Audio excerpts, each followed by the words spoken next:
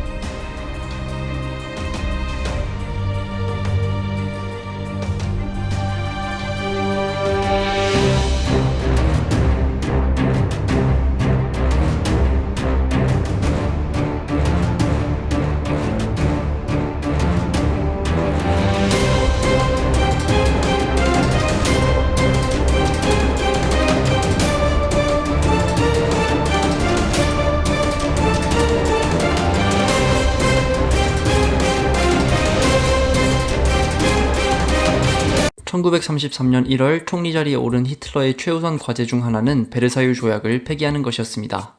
베르사유 조약으로 인해 독일은 이전에 비해 약 10%가량의 영토를 잃었으며 육군 병력은 10만으로 제한되었고 1,300억 마르크가 넘는 배상금을 지불해야 했습니다.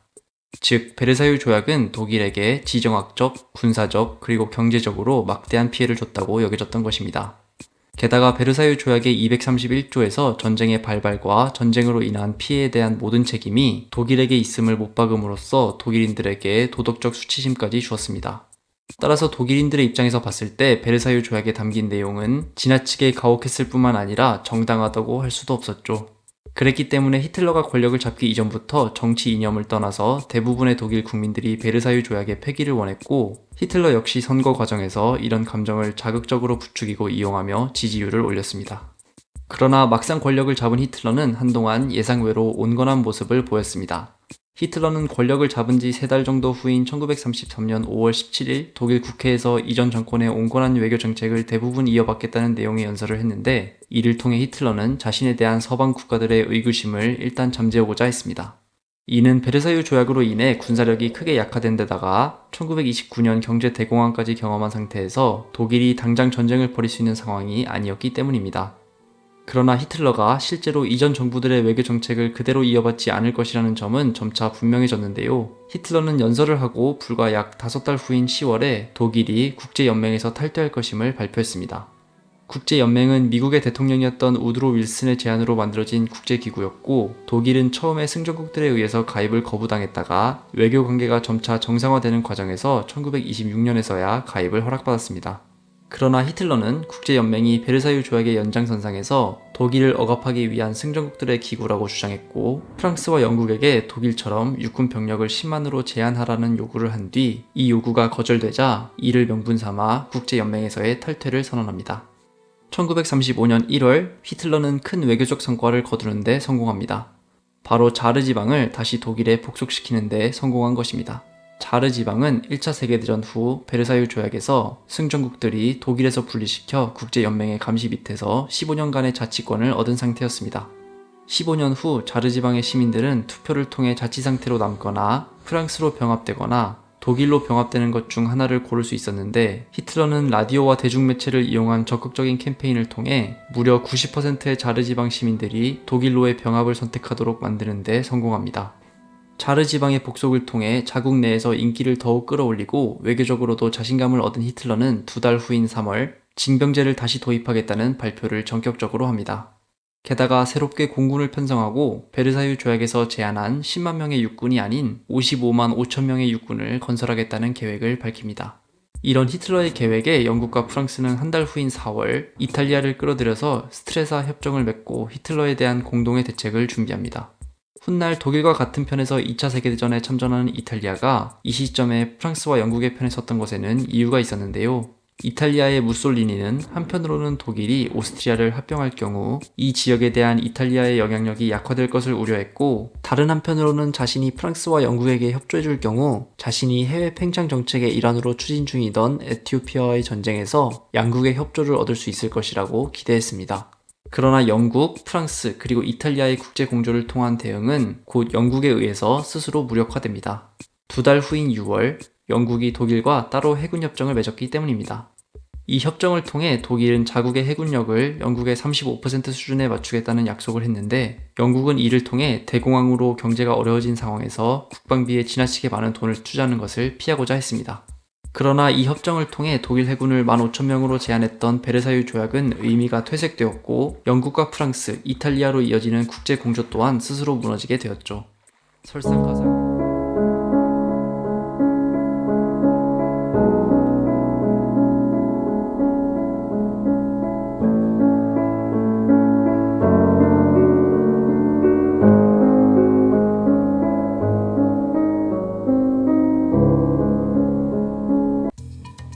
제2차 세계대전 당시 미국은 일본의 기습을 예상하고 있었습니다. 하지만 진주만에서 미국은 완전 무방비 상태로 일본에 당하죠. 그런데 여기서 놀라운 점은 당시 진주만에는 어뢰방지용 그물이 설치되어 있지 않았습니다. 덕분에 미국의 전함들은 신나게 어뢰를 두들겨 맞았고 수많은 수병들이 사망했습니다. 왜 미국은 이토록 방심했던 걸까요? 보통 함선을 공격하는 방법은 폭탄을 투하하거나 아니면 어뢰를 사용하는 방법이 있습니다. 하지만 전자의 경우 명중률의 문제와 함선의 대공포 사격으로 인하여 힘든 부분이죠.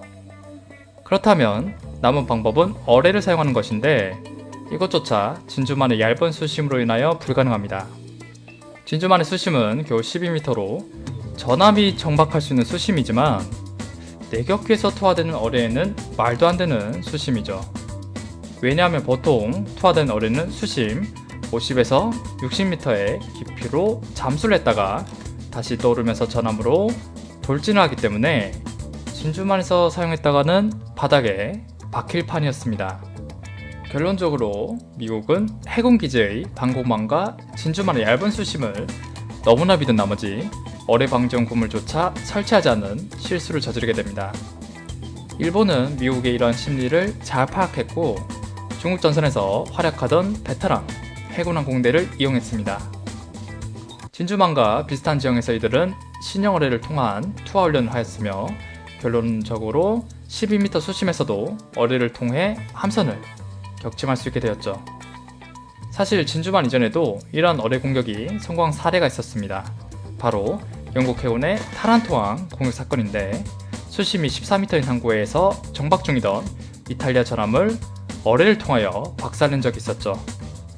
이처럼 사례가 있음에도 불구하고 방심에 방심을 거듭한 미국은 자존심에 먹칠을 하면서 전쟁에 참여하게 됩니다. 여러분, 혹시 민족 자결주의라는 용어를 아십니까? 사전적 의미를 말하자면 각 민족은 정치적 운명을 스스로 결정할 권리가 있으며 다른 민족의 간섭을 받을 수 없다는 주장입니다. 이 주장은 1918년 윌슨 대통령이 발표한 14개조 평화 원칙에 포함된 것으로 전 세계 수많은 약소민족들에게 희망을 주었죠. 대한민국의 3.1운동과 임시정부를 설립하는 데도 큰 영향을 주기도 했습니다. 하지만 사실 민족 자결주의는 모두를 위한 것이 아닙니다. 제1차 세계대전 당시 연합국이었던 러시아는 혁명으로 인하여 정권이 교체됩니다. 레닌이 이끄는 소비에트 정부로 말이죠.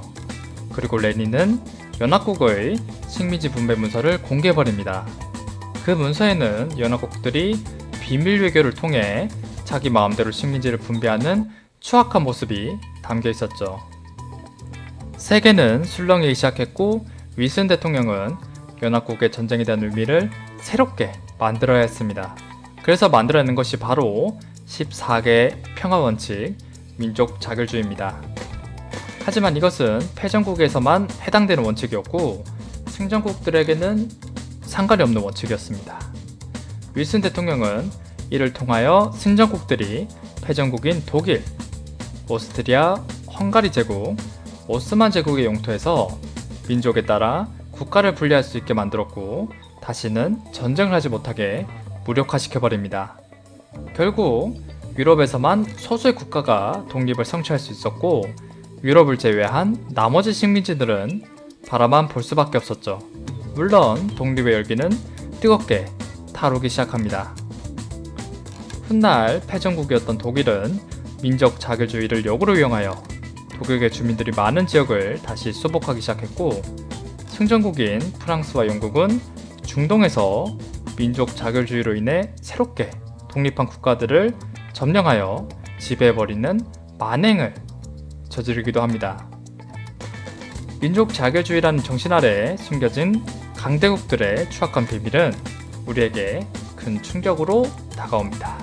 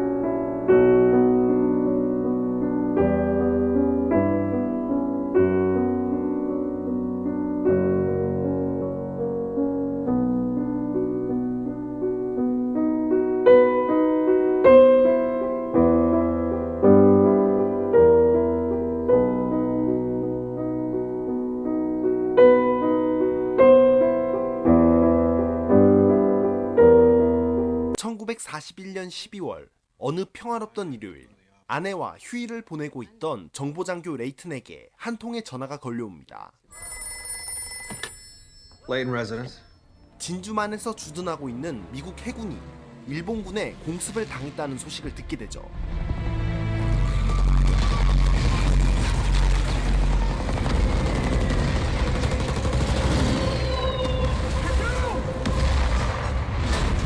같은 시각 공군 또한 일본의 폭격을 받기 시작합니다.